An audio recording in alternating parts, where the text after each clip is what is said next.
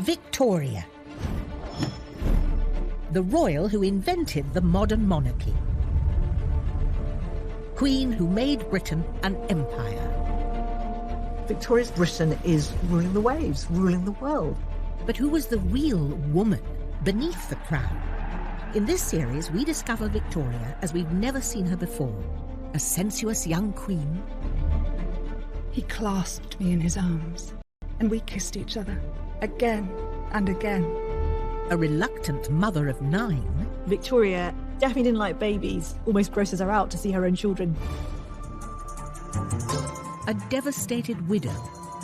She was suicidal, absolutely. She was inconsolable. And a passionate wife. It's not Victoria the Virgin, it's the Victoria the hot mama. Using remarkable archive treasures, and through her own words in journals and diaries, we tell the story of a complex, very human queen. Those tiny seconds of moving film, they completely change how we see this monarch. This is really exciting new evidence about Victoria. We think we know everything, but we don't. This time, Victoria is left a widow after the death of her beloved Albert. She simply didn't want to be sovereign. She wanted to be alone. She runs away from public life and leaves Britain without a queen. MPs are openly saying it's time to wind the monarchy up. But Victoria fights back to win power and the love of her people. There's a sense in which the empire comes home, and it puts on an amazing show. She suddenly realised that what she'd missed was huge crowds of people there for her and her alone. This is the private life of Queen Victoria.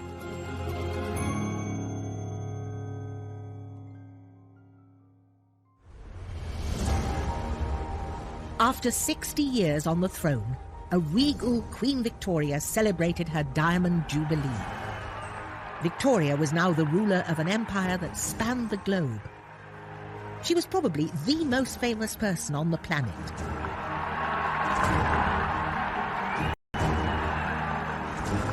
A mother to 7 grown-up children, many married into Europe's leading royal dynasties.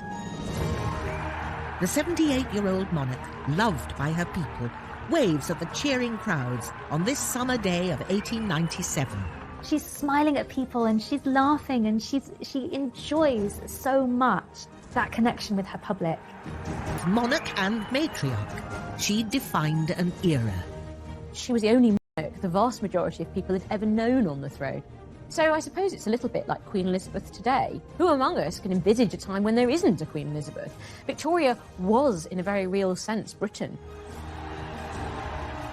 All vied with one another to give me a heartfelt, loyal and affectionate welcome. I was deeply touched and gratified. The Jubilee had been a moment of triumph.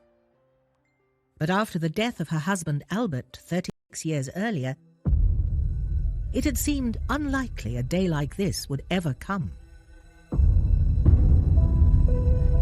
The death of Albert on the 14th of December 1861 sent shockwaves through the country. In London, the bells of St. Paul's rang out, signalling a national crisis. Britain was in mourning for the prince. It was an absolute shock. The man was only 42. It's a little bit like Princess Diana's funeral. A sense that there's an absolute sea change, that something important has happened. And while the nation mourned, Victoria was tortured by grief. She had lost the love of her life, she'd lost her partner, her friend. In her diary, she wrote, "To lose one's partner in life is like losing half of one's body and soul. It's like death in life." She was suicidal. She was inconsolable. She couldn't use her legs. She stopped eating.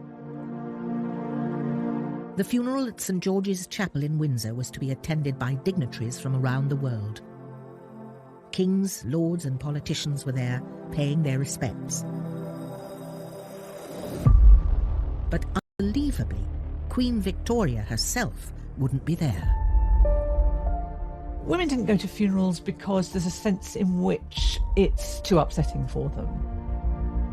They do mourning work, if you like, but they do it at home. And as a dutiful wife, Victoria followed convention. Victoria was a woman and she was expected to adhere to the norms of society. Women were seen as more hysterical, they were seen as more emotional, they were seen as much less rational. So, despite being ruler of the British Empire, doctors told Victoria to stay away from the funeral and go home. She travelled back to Osborne House on the Isle of Wight, 60 miles away from Windsor and the prying eyes of the public. Like it was business as usual. For the monarchy, it was considered essential to national morale. So this is from the Dundee Advertiser, Friday 20th of December, 1861. That the shock has not seriously affected the Queen's health will rejoice the heart of all her loving subjects. Indeed, so favourable is the state of her health considered to be that no further bulletins are to be issued. So basically what this is saying is, don't panic, Britain, the Queen is absolutely fine. Except we know she really, really wasn't. While she mourned on the Isle of Wight, the state funeral to bury her husband began at the chapel in Windsor.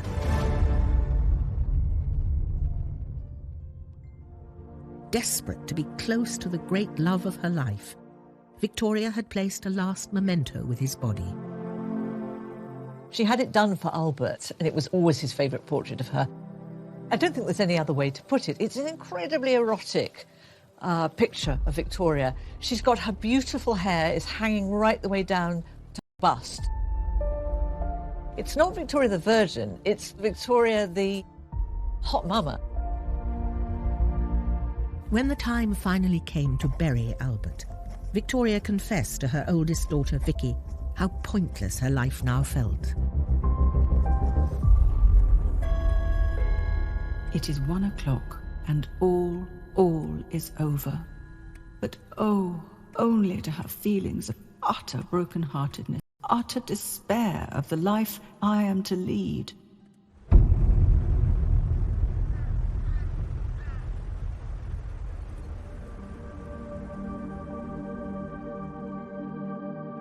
After Albert's death, Victoria stopped writing in the diary she'd kept since a child. Now, nearly 3 weeks later, she began writing again, but only to say how desperate she felt. I have been unable to write my journal since the day my beloved one left us, and with what a heavy, broken heart I enter on a new year without him.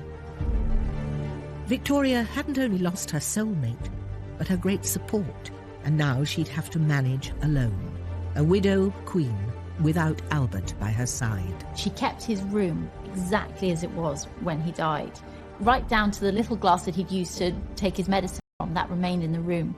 The servants would come in every morning to lay out fresh towels, fresh clothes, and the hot water for him to shave with.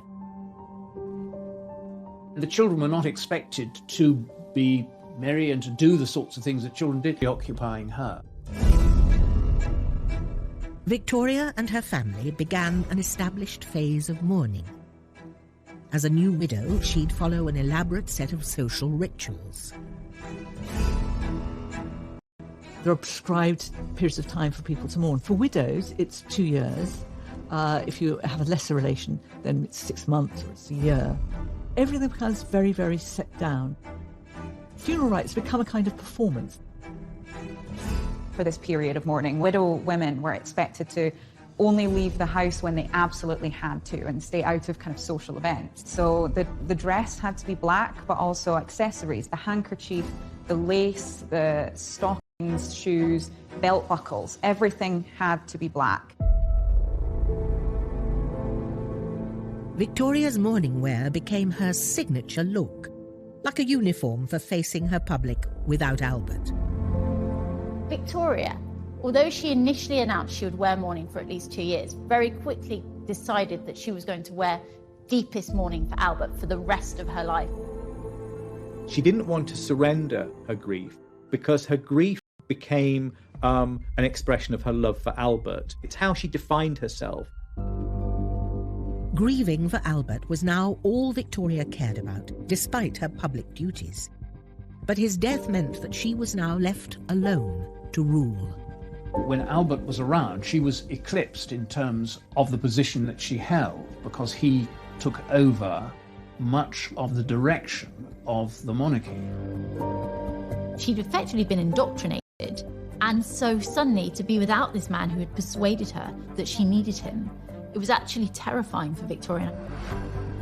The amount of work which comes upon me is more than I can bear. I, who always hated business, have now nothing but that. Public and private, it falls upon me. Soon the pressure to be monarch and widow was too much. Victoria fled from Buckingham Palace and the scrutiny of public life to the remote Scottish Highlands, her special place to rest and retreat. But by doing it, she left Britain without a queen.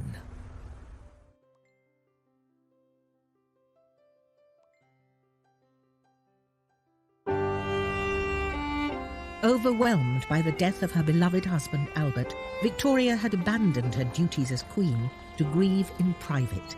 She escaped to her Highland retreat, Balmoral, the castle they'd built together. It's a big statement of withdrawal to go so far away from London. You know, this is a long way. She simply didn't want to be sovereign. She wanted to be alone.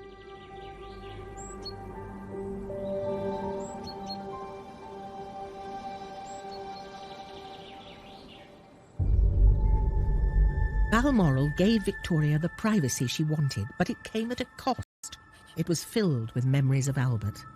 Everything, even down to the smallest detail, is somehow associated with him and his memory. She kept the rooms, everything as it had been when Albert was there, like she did in other palaces. And so every time she went into one, she would see his hunting rig out, she would see his cap. It was a very sad place for her. Eventually, the castle became too much, and she built a private cottage just for her and called it her widow's house. She really did use that as a way of retreating from Balmoral, which was itself a retreat from London life. Reached the glass-out shield at 6:30. It looks so cheerful and comfortable, all lit up, and the little rooms are so cosy and nice. She would go with very select groups, so one lady, maybe just a couple of servants and one chef. And there they would eat very, very simply. She would, for example, go fishing and then they would eat their catch by the side of the river. Victoria began to console herself with local food and drinks. She liked the porridge. She also liked Finnan Haddie, which is smoked haddock, and she used to get that for breakfast. She loved whiskey, and whiskey was now something that was absolutely set. She also relished the level of cream and dairy products that she found in Scotland. And Victoria started eating a lot.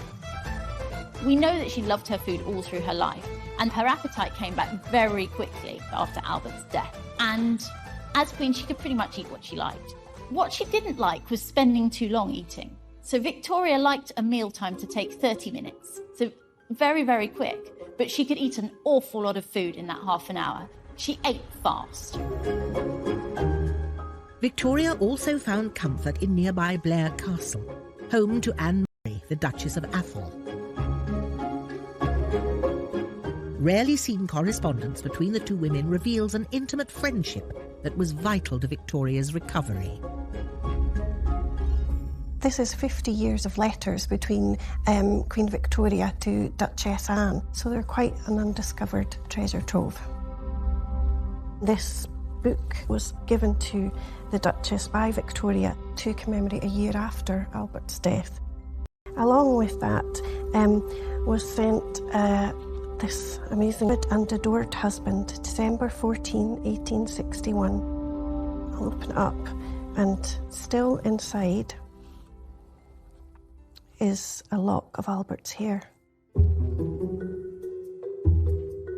Not something I would send to my friend, but I think it highlights how close they were. Victoria kept an elaborate shrine of Albert for the rest of her life. She always carried a portrait of him and a lock of his hair with her. She even had a cast of his hand made. A new trend for mourning merchandise fascinated the Victorians in the 1860s. Necklaces, brooches, gifts, and even glasses were popular ways for people to remember their dead. They often included artifacts from the person who had passed. Teeth, hair, weird clippings of things. So there is this real culture of keeping the dead close.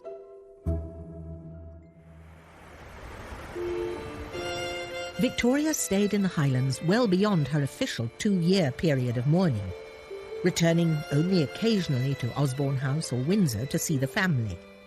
The magic of the Highlands and the escape from her public life and duty suited the Queen. Our beloved Balmoral, with its glorious scenery and the air, its solitude and absence of all contact with the mere miserable frivolities and worldliness of this wicked world. But after more than 20 years of marriage, Victoria felt increasingly alone, and she began to crave male companionship. I am, alas, not old, and my feelings are strong and warm. My love is ardent. There's a desire for a strong manly presence who will look after her as if she is the delicate creature that she feels herself to be.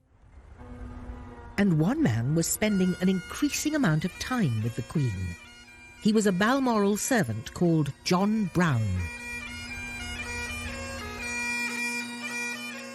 He was tall, curly blonde hair and good-looking broad shoulders, and Victoria was a sucker for someone that looked a bit like that. He looked a real Highlander.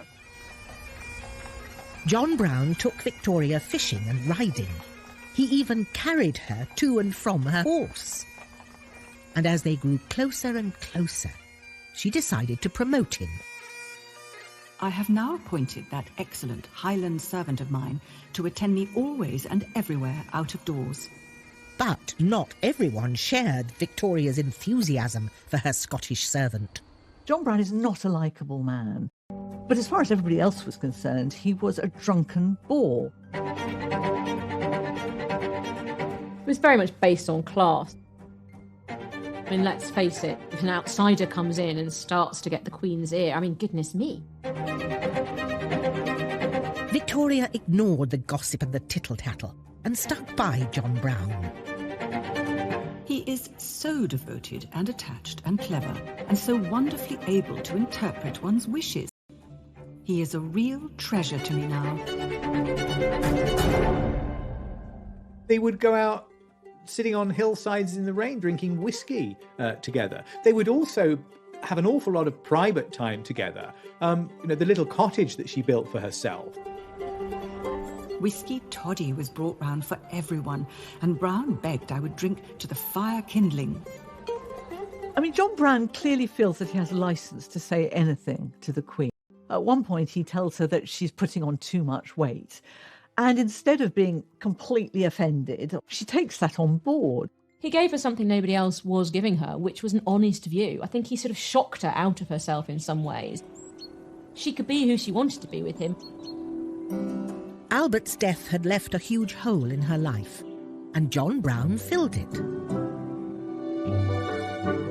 Often I told him no one loved him more than I did or had a better friend than me, and he answered, nor you than me. No one loves you more. But questions persisted about the close nature of their relationship. The rumour mill went into overdrive, and there was only one thing on everyone's mind. When people talk about the John Brown thing, the thing they always fixate on is sex. They really feel that she is probably shacked up with John Brown, having delicious Highland sex. I mean, people's fantasies run riot. We thought she was in mourning. We thought she did nothing but weep over Prince Albert. It turns out that she's been having a very nice life, thank you very much, in secret. Victoria's retreat from public view lasted for much longer than the 2 years people were expecting. and her constant refusal to take part in public ceremonies was causing concern. As if to reassure the nation that she was a dutiful queen, she commissioned Sir Edward Landseer to paint a portrait of her as a widow. But the painting didn't have the desired effect. In fact, it backfired, and when it was shown, her popularity took another dive. So this painting failed because it's trying to say so much, but it isn't answering the question that's being asked. She's for abandonment of duty. She tries to signal her continuing work in a series of ways in this painting. She's working on matters of state. She has her letter in her hand. She has stopped to deal with this rather urgent matter mid-pony rides because it's so important, the work that she is getting on with. She also suggests that she's keeping up with her motherly work. We have an image of two of her daughters very content in the background. But the public didn't want a painting. They wanted to see their queen in person. By the mid-1860s, her ministers and even her own family were becoming frantic about her absence. And people started to ask, was she even fit to rule?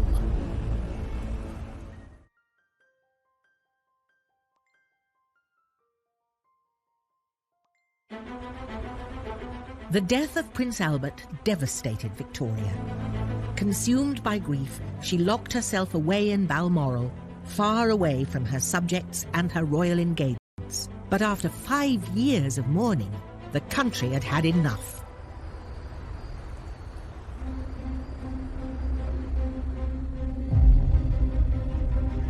Basically, what's happening here is that Victoria is doing what she wants to do, and she's using her grief as a weapon. Because when people say you ought to spend more time in London and you ought to be seen, she says, I can't possibly do it. My nerves are so awful. It's something that she could put up as a defence when she doesn't want to do something. And it's difficult to challenge a widow, isn't it, really? The goodwill that she and Albert had built up was fading fast, and her demand for isolation was making her seem out of touch, or even worse, as if she didn't care about the nation and her people. There was increasing criticism of Victoria. So it became very apparent that it was Victoria who didn't want to fulfill the public role of sovereign. Victoria was the first female monarch in over 100 years. But increasingly in the 19th century, work among the middle and especially the upper classes became the province of men. Women were expected to stay at home.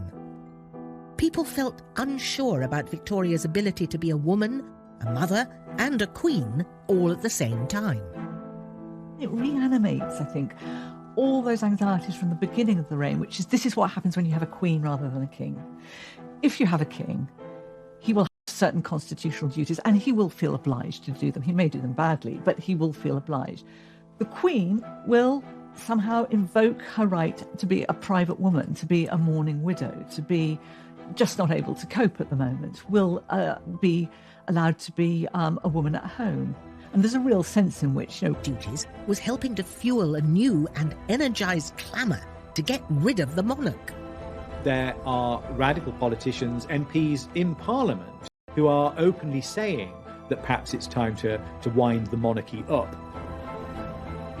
Yet Victoria remained hidden away in Balmoral, dressed in her black dresses, stubbornly refusing to carry out the duties of state. Victoria very much ignored the problem. She didn't want to be told that her conduct was causing her unpopularity. A rare diary, kept in the Royal College of Physicians in London, reveals how the Queen's inner circle felt about her behaviour. The journal belongs to Sir James Clark, the Queen's doctor and confidant, and it shows how concerned he was about her. This is what Sir James Clark wrote in his memoir in December 1865. He's talking here about Prince Albert. And he says, by his premature death, the prospects of the monarchy are bad indeed. No one who knows the character of the Queen and the heir apparent can look forward to the future without seeing troubles in that quarter before us. Sir James Clark here is giving an incredibly pessimistic prediction for the future of the monarchy. He's anticipating political criticism of the monarchy, possibly that she is not giving the taxpayer any value for money. And the fact that this man is making comments that are not entirely loyal, or at least that are not supportive, I think shows really how serious the situation had become. After almost 6 years trying to avoid the public and her official duties, the Queen relented and agreed to open Parliament in 1867. And the weather that day seemed to reflect her mood. It poured, and the poor people, of whom there were great numbers out, must have got very wet. But when she came face to face with her people, she didn't get the reception she'd hoped for. She probably expected that the crowds would be glad to see her, but she was very, very shocked that she was hissed by the crowds. She'd never had that before. Altogether, I regret I went. There were many nasty faces, and I felt it painfully. At such times, the sovereign should not be there. The incident made Victoria realise that her relationship with the public was broken, and that she had to find a way to reconnect with her subjects. She decided against giving a speech or organising a public event. Instead, leaves from the Journal of Our Lives in the Highlands. It was a series of extracts from her diaries covering the time she spent hidden away in Scotland. The idea was that this would explain her absence, give the public the chance to understand why she needed to get away, and hopefully encourage them to forgive her. It's so extraordinary. I mean, if you think about this, is the first time a monarch has written a book about their life. I mean, we tend to think that this all started with Princess Diana and writing those books in which we got an insight into what was going on in her marriage. But no, Queen Victoria actually writes a book about her. So it's extraordinary. It is very gratifying to see how people appreciate what is simple and right, and how especially my truest friends, the people, feel it.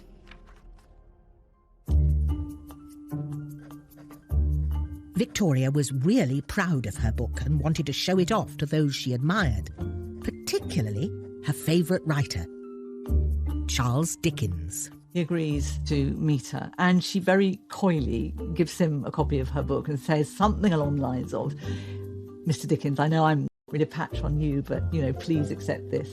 And he has to do a sort of smirk through gritted teeth. But he thinks the book is, he calls it preposterous. Although Dickens was not a fan of the book, the public snapped it up, and it sold more than 18,000 copies. The letters flow in, saying how much more than ever I shall be loved, now that I'm understood. Her book had achieved its objective. Victoria was back, and she intended to seize this new goodwill and run with it. But in 1871, just as she was getting back on her feet, she received devastating news.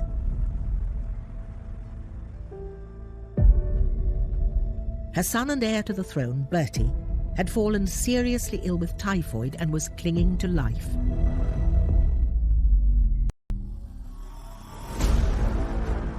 Typhoid was a waterborne disease and was common in Victorian Britain. It claimed thousands of lives each year.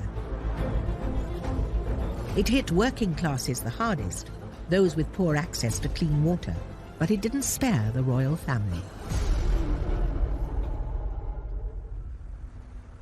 When she heard the news about Bertie, Victoria rushed to her son's bedside at his home in Sandringham. We know from the diary that she was there with him most days, watching him, and he's not always lucid, and she was very concerned about his health. Kissing and stroking his arm. He turned round and looked wildly at me, saying, "Who are you?" And then, "It's Mamma." "Dear child," I replied. To make things even harder for Victoria, Bertie's illness coincided with the anniversary of Albert's death. It looks as though Edward may die on the very day that Albert died. It's exactly 10 years. There starts to feel something very, very mythic about it, as though this is how the gods are going to play out this game. Petrified, all Victoria could do was wait as the deadly disease ran its course. Outside the palace, the nation was also waiting and watching, desperate for news of the future heir. And as they waited, what they saw was their queen as a caring mother, tending to the needs of her sick child. By looking after Bertie, she was looking after both her son and her heir, and that was the work of both the queen and the mother. And so this was her being sort of constantly there. It really touched a lot of people. Finally, on the anniversary of Albert's death, Victoria received some good news. It seemed hardly possible to realise the day and to feel that on this very day, our dear Bertie is getting better instead of worse.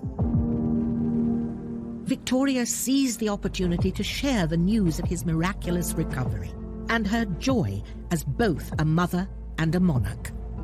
It seemed like a message from Albert that this was her moment, and she took it.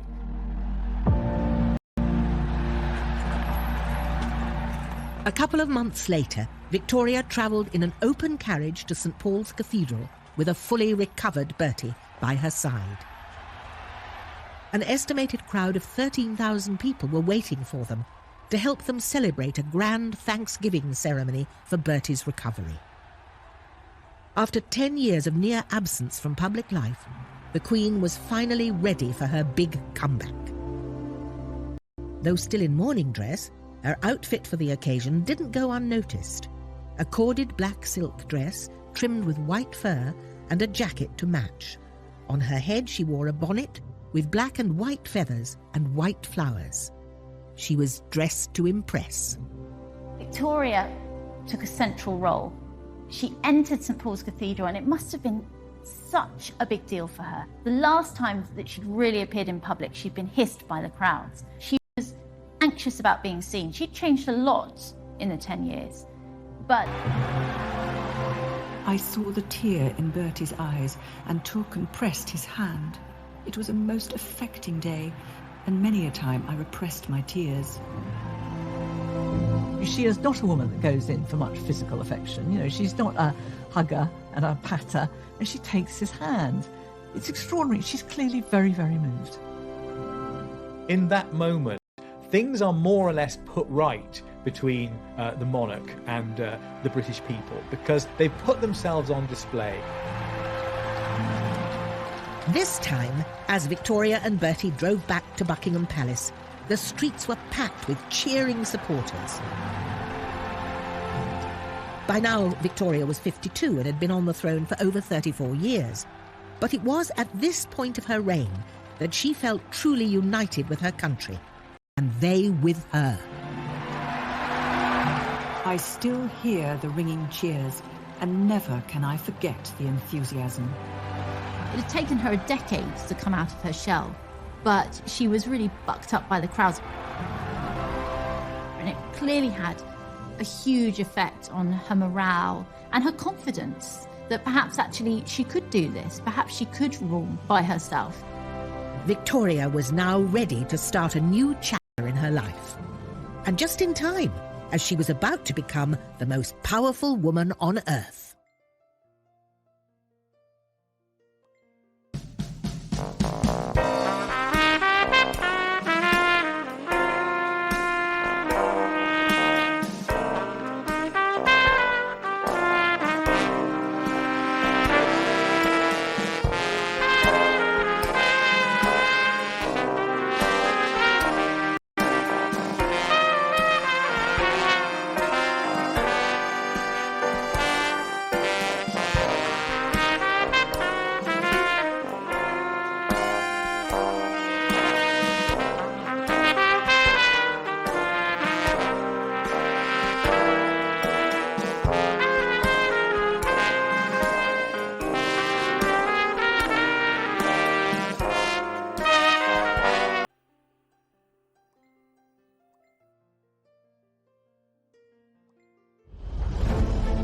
After a decade of self-imposed isolation, mourning for her lost husband, Queen Victoria was back and reunited with her people.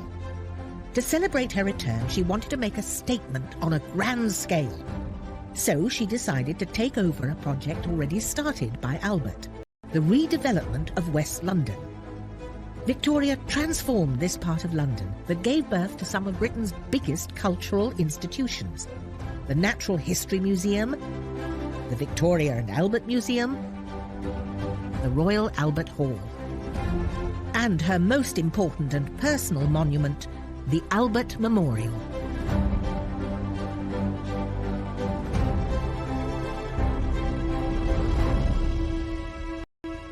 After the dreadful calamity of December the 14th, I desired that dearest Albert's statue should surmount it.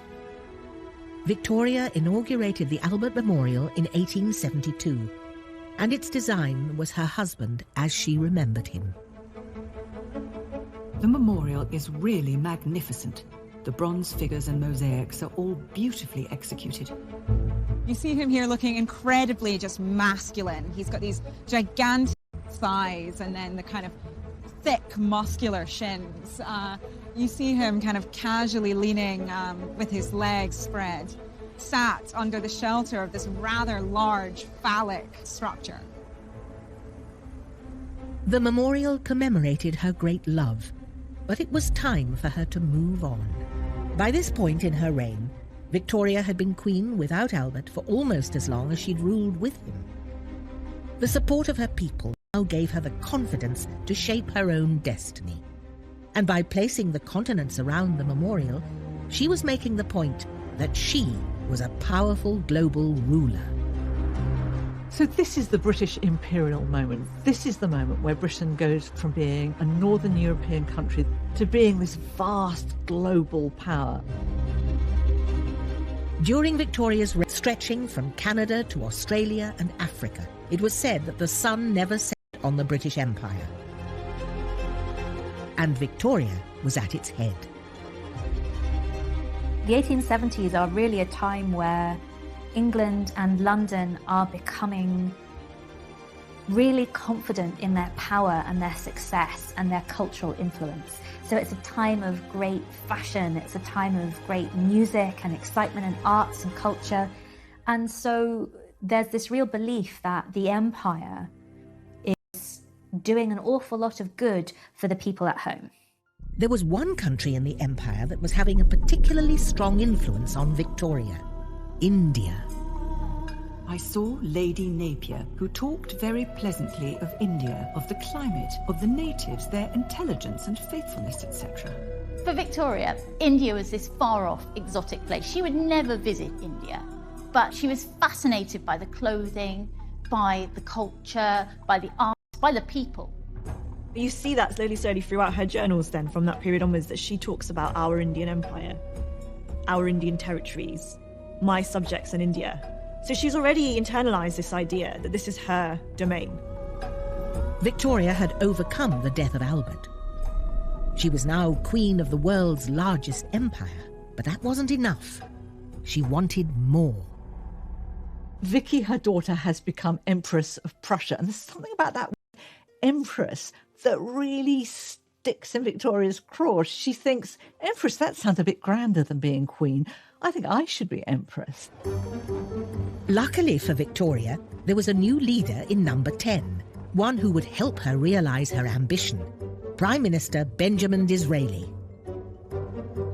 He loves Victoria, and he knows exactly how to play Victoria. He's a bit of a flirt. He almost gives the impression of being a little bit in love with her. And I think there's a bit of Victoria that still likes the idea of men being in love with her. I think the present man will do very well and will be particularly loyal and anxious to please me in every way. With the help of Disraeli, Victoria achieved what she wanted. She was officially proclaimed Empress of India on the 1st of May 1876. An event widely celebrated there. My thoughts much too taken up with the great event at Delhi today, and in India generally, where I am being proclaimed Empress of India. The Empress title meant a lot to her because empresses trump queens, which meant that she now had the same status as her daughter. In fact, arguably greater status, because Empress is to press to make her recover that joy she felt when she first became queen. So it's a way of sort of reigniting that spark, that flame in your monarch. A new reign.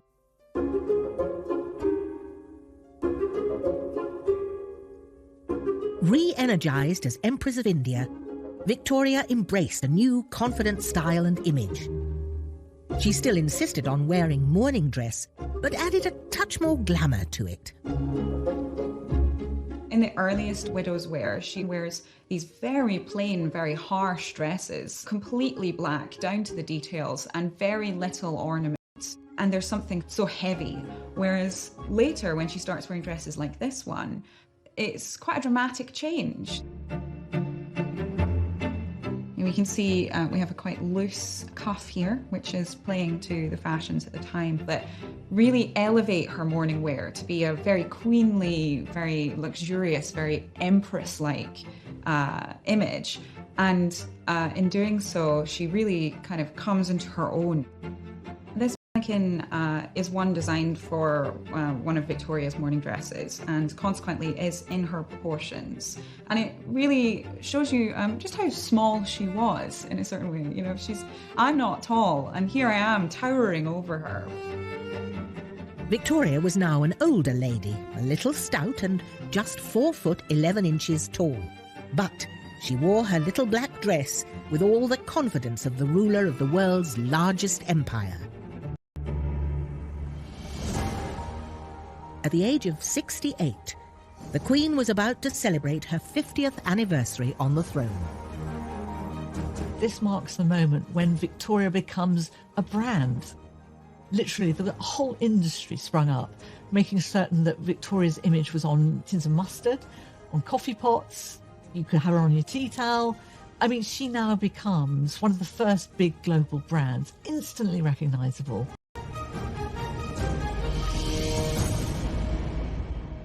But while the whole world was getting excited about the Jubilee preparations, Victoria wasn't in the mood to celebrate. The day has come and I am alone. I am writing after a very fatiguing day in the garden at Buckingham Palace, where I used to sit so often in former happy days. Victoria's devoted and dear servant, John Brown, had died. I miss my faithful, kind friend and constant companion. Victoria agreed to go ahead with the Jubilee despite her grief, but only on her own to be wearing a crown. She had always disliked wearing crowns. They were just heavy and really uncomfortable. I mean, if you look at it, it's solid metal. They weigh a lot. If you try one on you, it's really hard to keep your neck up. The powers that be at Westminster, they want to make the Jubilee something to show off to the world. And they tell her that the empire cannot be represented by a bonnet. You have to wear a crown. So the compromise ended up that she commissioned a kind of imperial crown that was much smaller and weighed much less. And she could kind of combine her mourning dress with her imperial empress crown, and then she had her wedding lace. And in doing so, she was the wife and the widow and the queen and the empress, all in that one outfit. As people flocked from all over the empire to cheer their empress, London was transformed. For the first time, Britons get a sense of what empire looks like, what it means. It's not just a question of having goods coming in and goods going out. There are people out there. There are extraordinary people who look different from Britain, have different skin colour, different facial features. There's a sense in which the empire comes home, and it puts on an amazing show. And for that moment, you get a sense of the sheer scale of what Britain has managed to achieve. And the Queen's earlier reluctance about the event soon disappeared. The crowds from the palace gates up to the Abbey were enormous, and there was such an extraordinary outburst of enthusiasm. It's typical of Victoria that she thinks she doesn't want public adoration, and actually the one thing she really does want is public adoration. So when the crowds came out, she suddenly realised that what she'd missed was huge crowds of people there for her and her alone. The decorations along Piccadilly were quite beautiful, and there were most touching inscriptions. Victoria's always a sucker for love. That sense of, they like me. No, they love me. was absolutely intoxicating to her. This never-to-be-forgotten day will always leave the most gratifying and heart-stirring memories. The Queen had fought back. Once again, she had power and popularity. But a new friendship was about to threaten her crown.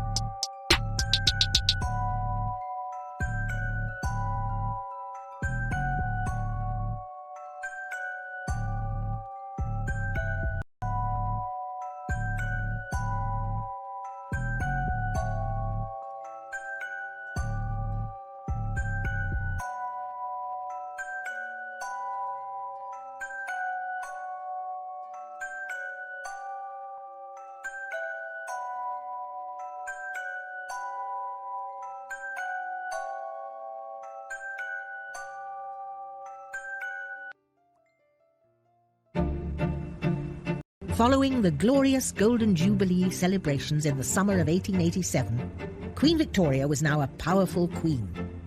To celebrate her new Empress title, she was overwhelmed with gifts from all over the world. And something unexpected came from India. 2 young men to serve at Her Majesty's pleasure. They are dressed to the nines, have these grand turbans, and their sole purpose is to stand behind her and sort of represent the Indian Empire. The 2 new servants, before they serve, they come and they kiss her feet. And Abdul Karim, he's been told that you have to walk backwards, you must not look at the Queen. And of course, what do you do when you're told don't look up? He looks up. The one, Mohammed Baksh, very dark, with a very smiling expression, has been a servant before. And the other, much younger, called Abdul Karim, much lighter, tall, and with a fine, serious countenance. She dismisses Baksh in one sentence and writes a lot more about Karim. So we know right from the start, he's got her eye.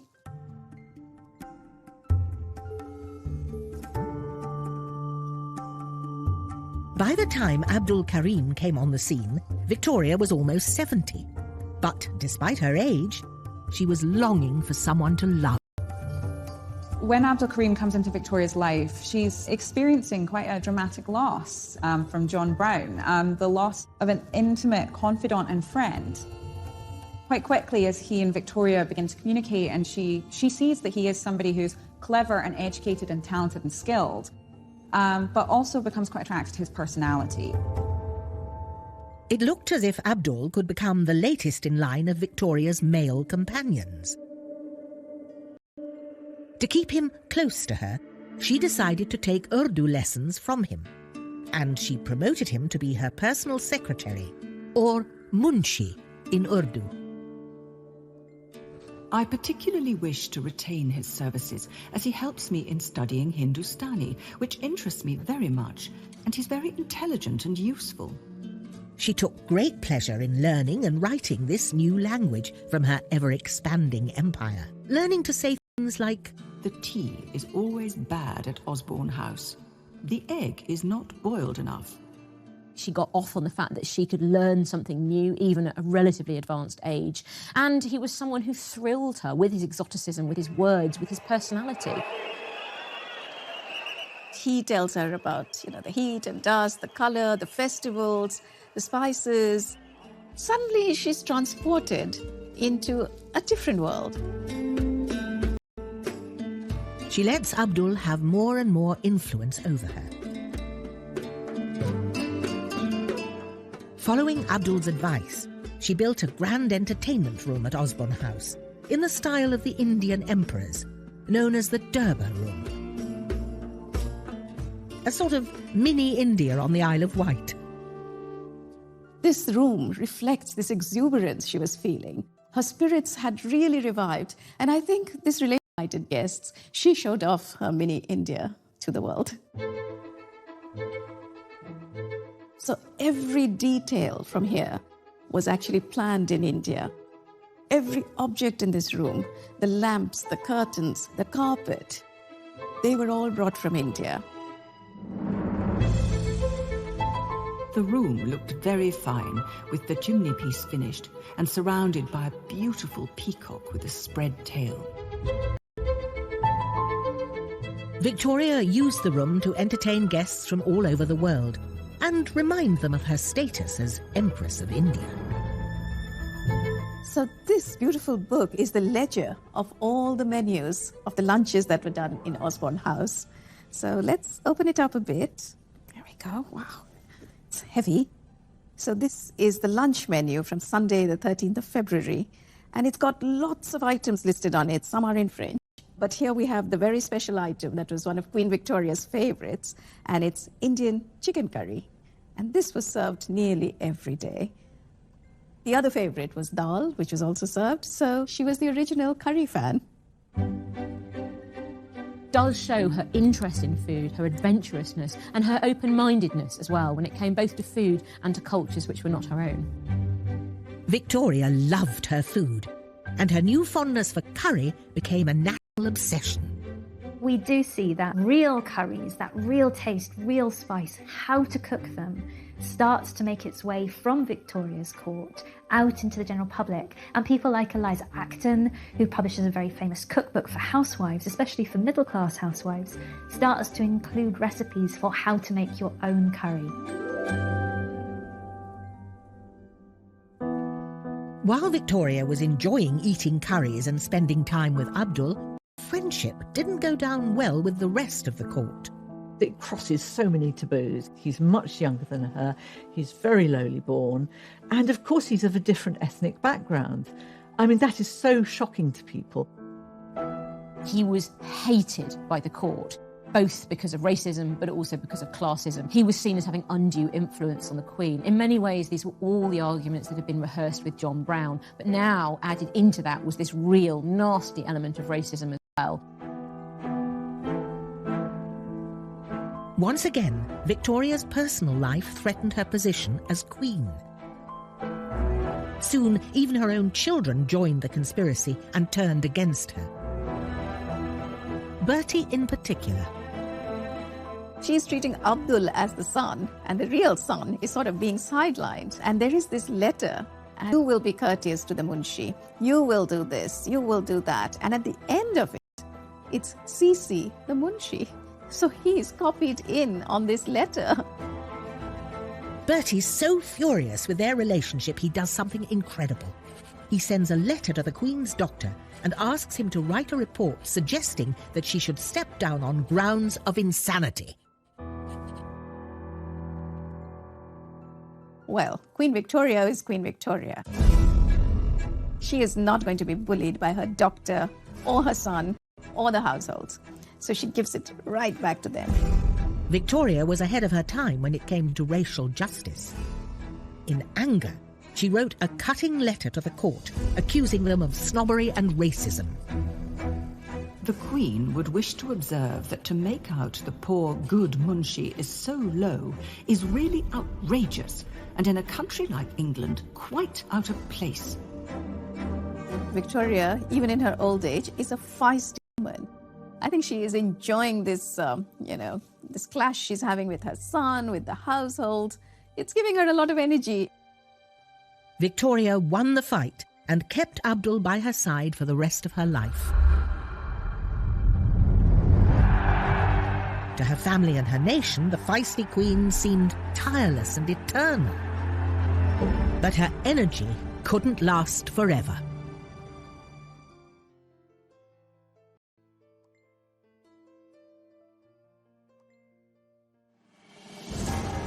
At the turn of the 20th century, Queen Victoria became the longest-serving monarch Britain had ever seen, as she celebrated over 60 years on the throne.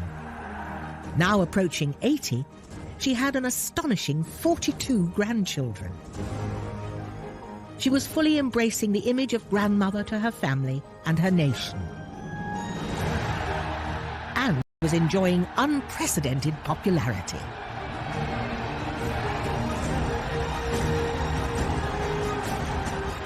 No one ever, I believe, has met with such an ovation as was given to me.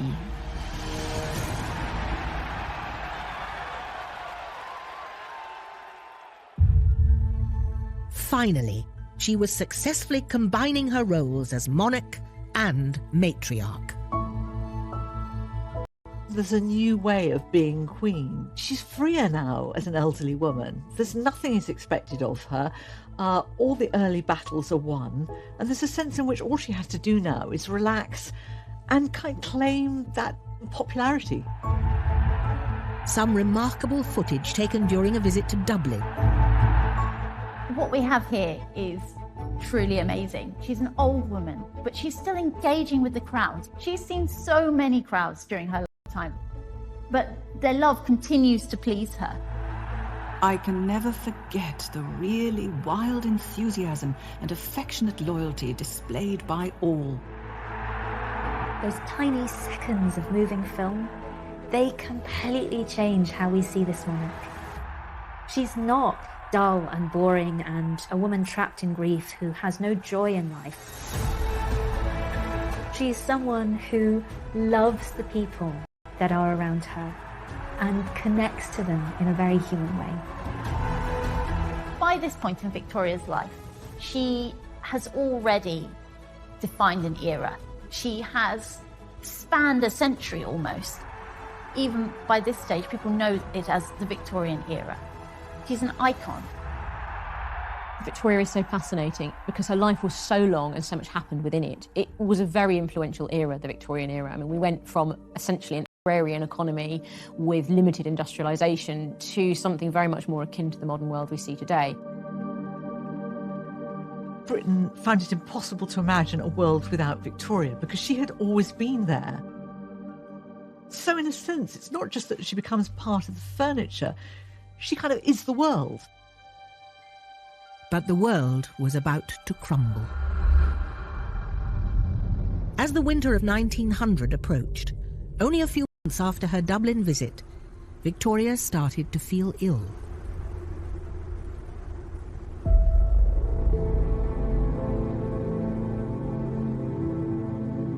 I have not been feeling very well these last days and can eat very little. She was starting to lose her appetite, and that was a really big sign. Even she recognised that something was wrong. This was a queen who had always eaten and eaten well. The sitting through meals, unable to eat anything, is most trying. The Queen was exhausted. She left Windsor and went to rest at Osborne House. She continued keeping her diary until she physically couldn't. On the 13th of January 1901, after 69 years of almost uninterrupted journaling, a diminished Victoria dictated her last diary entry to her daughter. Had a fair night, but was a little wakeful. Got up earlier and had some milk. At 5:30 went down to the drawing room, where a short service was held. A week later, on the 22nd of January 1901, Victoria was lying in bed. She couldn't believe the end was coming. I don't want to die yet. There are several things I want to arrange. She died a lot and kept coming back to life. So in the morning, they thought they were going to lose her as she slipped slowly to what looked like a final coma. But no, she fought her way back again. She even signed some letters and had something to eat. You really do get a sense of a queen who still sees that there is life to be lived and isn't willing to stop living it yet. But that same day, at 6:30 p.m, Victoria whispered her final words. Interestingly, her last words are supposed to be Bertie. We don't know if that was said in sorrow, anger. I think it's very, very telling, because she knows now this young man, now actually 59, is the way forward.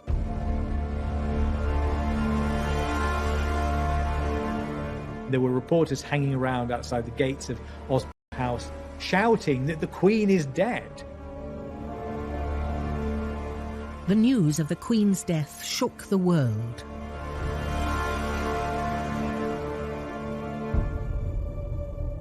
I think people feel that something of their own lives has gone. There's a sense in which they have lost a family member. The nation isn't sure that it can cope without its grandmother. The nation is asking itself, what will become of us?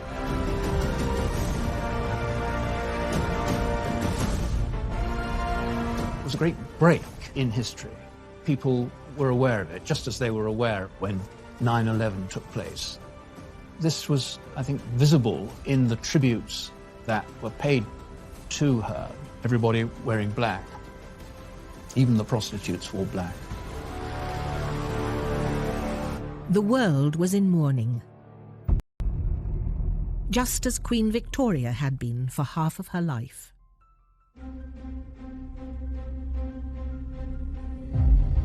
Victoria was the queen who defined herself by her widowhood. When we think about Victoria, or the British Empire, or the country that she ruled over, we're thinking about this period in her life.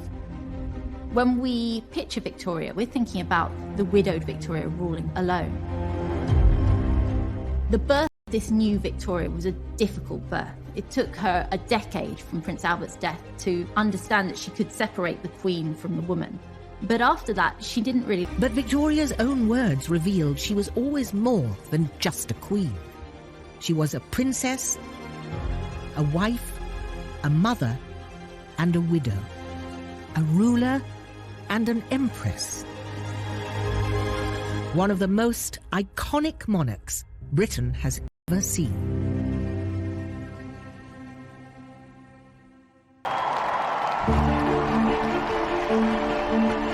Of all the recent royals, there's one who may have done more to save the monarchy than any other.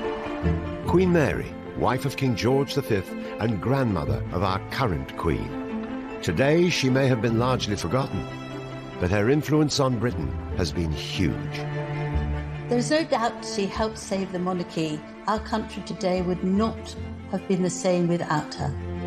From unpromising beginnings. The whole experience of her childhood was about being embarrassed by her mother. She rose to become the power behind the throne, helping to steer the country through 2 world wars, the Great Depression of the 1920s and 30s, and the abdication crisis, which threatened to bring down the monarchy. I have found it impossible to carry the heavy burden of responsibility.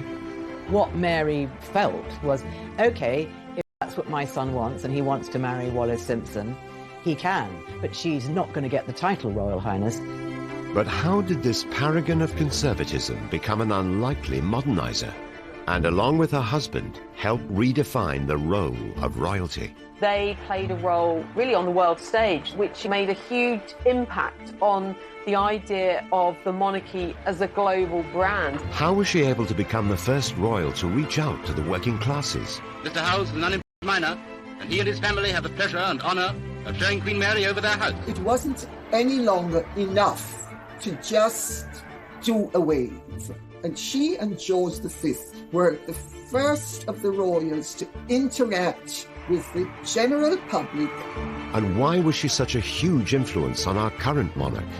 Mary exuded that duty, exuded that steadfastness, exuded that uniting a nation, and that's exactly what Queen Elizabeth has done throughout her reign. This is the truly remarkable story of a queen who not only reshaped royalty, but had a profound effect on the whole country. The truth is, Mary's influence is still around today. We would be a very different world, I think, if she had not been around and married her king.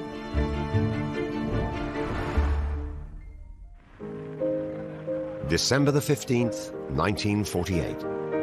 The christening of 4-week-old Prince Charles. Sat resplendent next to the Queen, her grandmother, Queen Mary, matriarch of the Windsor clan and a living link between the Victorian era and our present monarch. However, 4 years later, she would be mourned by the nation. Her devotion to the monarchy, her services to Britain, which will not be forgotten.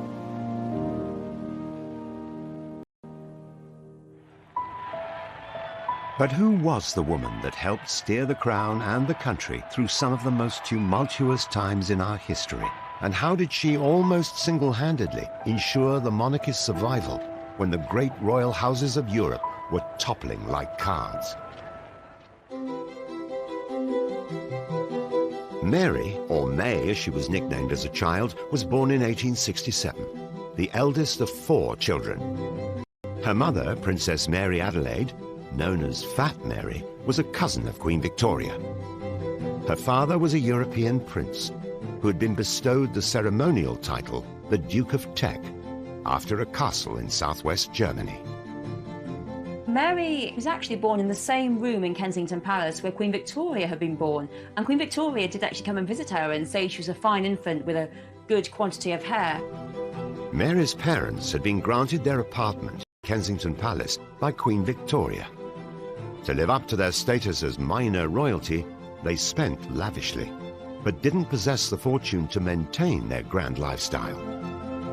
When Mary was just 16, her family was threatened with bankruptcy and driven into exile. There came a point when the Tecks really basically ran out of money, so they had to decamp rather quickly to Florence to avoid their creditors. This, of course, was brilliant for Princess May because she was very, very cultured, and so going around all those wonderful galleries, she literally absorbed information and emerged from that phase as a very cultured young woman. Mary's interest in art and culture would stay with her throughout her life. However, her upbringing had another, more sobering effect on shaping the future Queen's personality. I think the whole experience of her childhood, really, for May, was about being embarrassed by her mother, who was loud and enormous and extravagant, and her father, who was also very extravagant, but also slightly mad, and eventually, in fact, went insane. And so I think she's very influenced by this. She grows up to have a sort of immense desire for respectability. May grew up to really need order and control and a sense of routine and a sense of things being calm, organised, following protocol. It was order, it was decorum, and all of those kind of things were very important to May. And it was monarchy that best represented the virtues that Mary held dear, virtues that hadn't gone unnoticed by Queen Victoria. As Victoria approached the end of her long reign, she was preoccupied with the future stability of the monarchy. Albert Edward was a notorious womanizer. His heir and Victoria's grandson, Albert Victor, who everyone knew as Eddie, also displayed a worrying lack of suitability for the top job. Eddie was not the sharpest pencil in the box. He had a reputation for being both quite dim and also sort of useless and floppy and sort of fragile. And Queen Victoria felt he needed a wife who was going to kind of support him, basically, and make sure that he did his duty. Queen Victoria set her mind to finding a good-looking girl. She had to be good-looking because he likes beautiful women. The woman who Queen Victoria decided had the perfect combination of beauty and breeding for her grandson, Princess Mary. For Mary, there was something really central about knowing your position, knowing your duty, and knowing what you had to do. And Queen Victoria could see this. She recognised this in the young princess. Victoria then was this great matchmaker. She saw in May exactly the kind of calming, stabilising influence Victor Albert, or Eddie, needed. Mary's devotion to the monarchy also made her an ideal future queen. She truly believed that royalty had been ordained by God to do good and to be embodiments of more dutiful ways of doing things. So there was almost a religious, certainly a vocational element to her thinking and her attitude. Queen Victoria saw in May a woman who was very like herself, very determined, very intelligent, and someone who thought above all about duty. By December 1892, Victoria's matchmaking proved successful. Prince Eddie proposed. For Mary, the engagement offered the chance to restore the damage done to her family's reputation by their financial difficulties and place herself at the centre of royal affairs.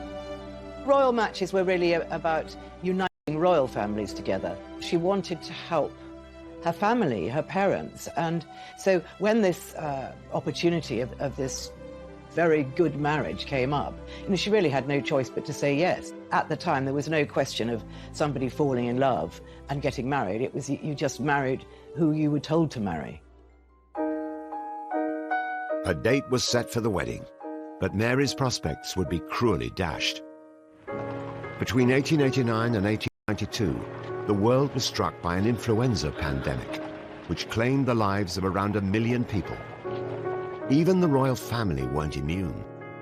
Just weeks before Mary and Eddie were due to get married, he was taken seriously ill. Tragedy struck.